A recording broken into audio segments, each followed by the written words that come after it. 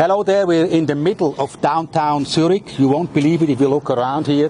It looks like a wilderness garden. No, it's a #1 urban farming laboratory here. Yeah. With the chief of it, Laurent Devalier, called Lolo. He's the ranger of the place here. How big is it here? So, 3,5 hectares. 3 hectares. 30,000 square meters. Yes. That's a real big place. It was some years ago. It was a football stadium here, and now it's a much greener life here than only the grass for the football players. So they grow vegetables here. Everything from vegetable to plants to mushrooms. Yes, and since about 3 months, we're growing edible insects here too, outside on the bushes of the Hartturmbrache. So if you're in Zurich and you miss to come here, you haven't seen Zurich. That is for sure. And if you come here, you will see Lolo if you are lucky, and you won't see him if you're not lucky. So thank you. Thank you. He's around everywhere. He can explain all the things also concerning not only the plant, but especially about composing plant matter. He's a specialist about that, and also about the edible insects that you will find here somewhere.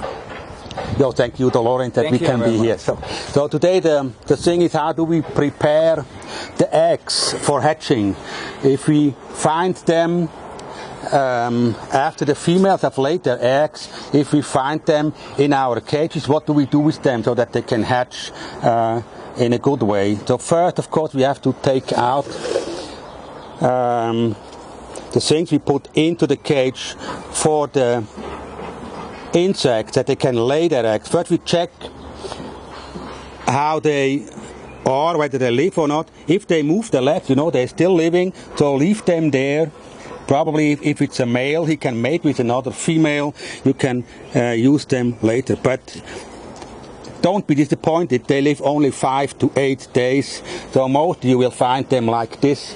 They don't move anymore, and they have died, and the next generation is on their way. And you see that the next generation is on their way because you will find the eggs underneath, not only some leaves or so, but underneath the cocoons also. And all around the place here, they place the eggs wherever they can. They are not very picky for that. Also here on this little flag, you see, they placed some eggs. And here's another animal. Also you see them here on the side of this sponge. A lot of them. So I think there are 200 or more of these eggs around here. And now first is we have to pay attention that they don't dry out while they are on their way to hatch, because you know that they come from tropical countries original, where it's normally around 70–80% humidity, so they need a lot of humidity in the air so that they don't dry out.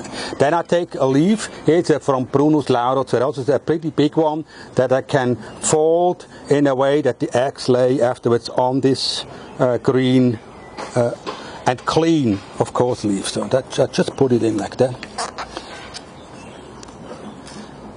And then I try to take very carefully the eggs away. So don't be afraid, they are not so fragile as they look. If you think an egg of a butterfly, you think, oh, it must be very fragile. It's not the case. They are very robust, and you can just take them away with your fingers. And if you see that they are on the table like here, you can just with your finger take them up like this and place them back. Yes, here are some more.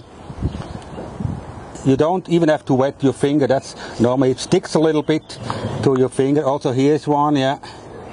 And try to do that. Yeah, very good. Also with the hand of a farmer. It works, huh? Lolo, yeah, thank you.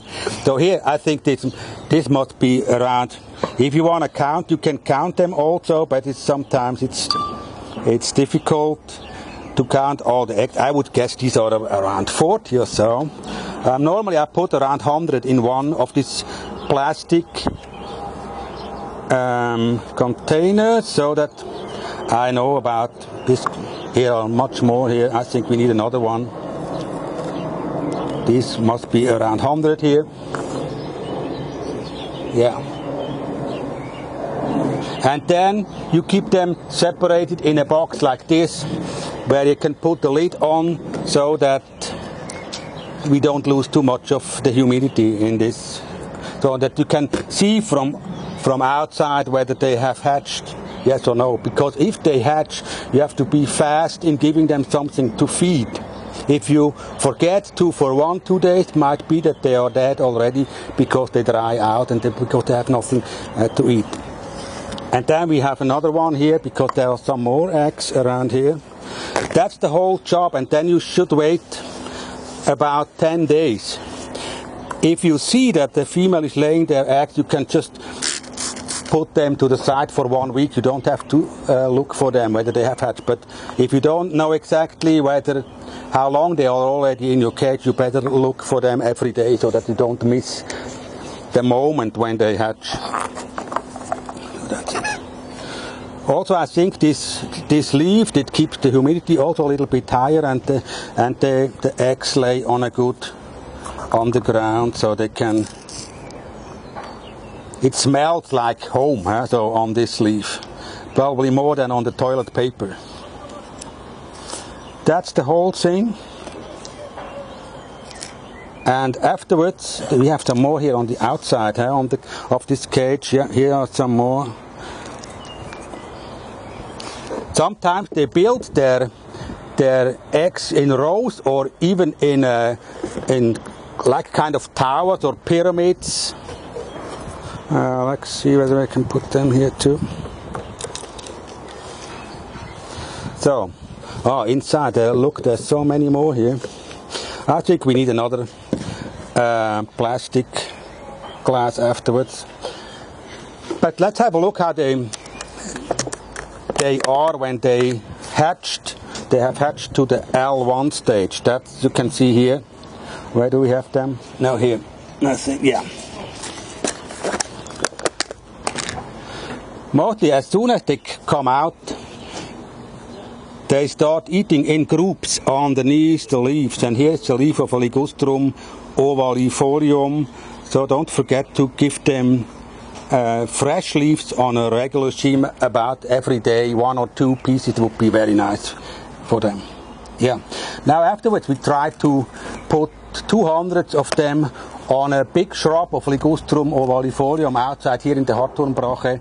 If you want to see that, go to the next video. You will be with us there. Thank you for watching.